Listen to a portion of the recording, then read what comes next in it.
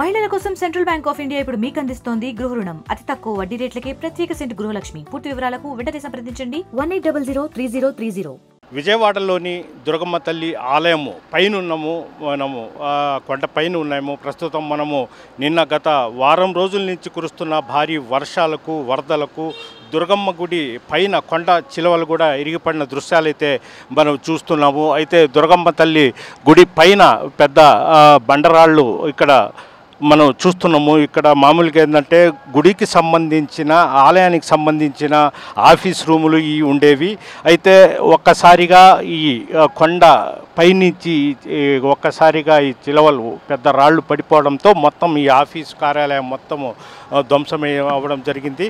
అదేవిధంగా చుట్టుపక్కల చెట్లు అదేవిధంగా మనం చూస్తున్నాము. ఈ ప్రాంతం మొత్తం అంటే కొత్త భవనం అది.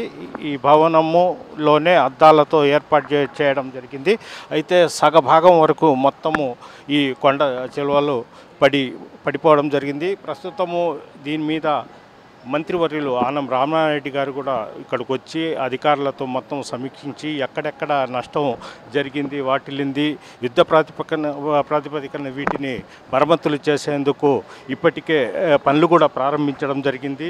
అయితే గత 10 రోజుల నుంచి మంత్రి ఆనం రామనారాయణ ఇక్కడే ఉంటూ పనులు చేపడుతున్నారు. అయితే భవిష్యత్తులో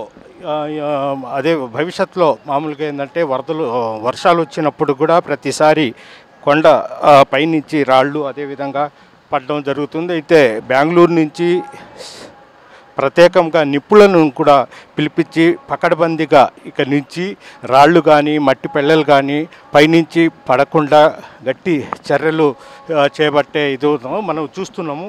అంటే కొండపైన మెష్తో ఏ విధంగా చాలా పకడ్బందీగా ప్రత్యేక నిపుణుల ద్వారా తీసుకొచ్చి ఈ విధంగా కొండ చుట్టూ ఏర్పాటు చేసే ప్రయత్నం చేస్తామని కూడా మంత్రి రామనారాయణ గారు కొద్దిసేపటి కిందట అధికారులతో కూడా సమీక్ష సమావేశంలో చెప్పడం జరిగింది.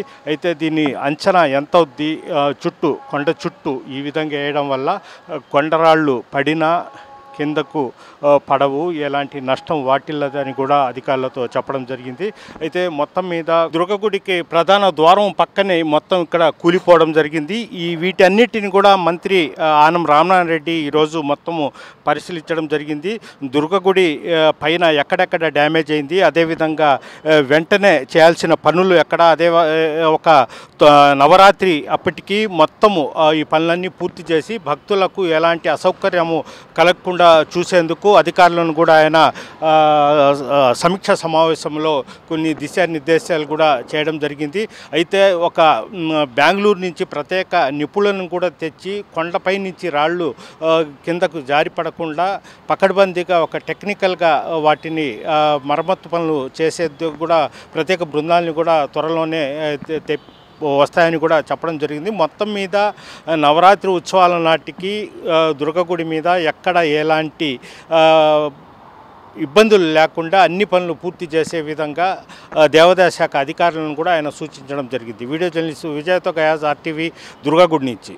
మరిన్ని వీడియోస్ కోసం ఛానల్ ని సబ్స్క్రైబ్ చేయండి. లేటెస్ట్ అప్డేట్స్ కోసం వాట్సాప్ ఛానల్ ని ఫాలో చేయండి.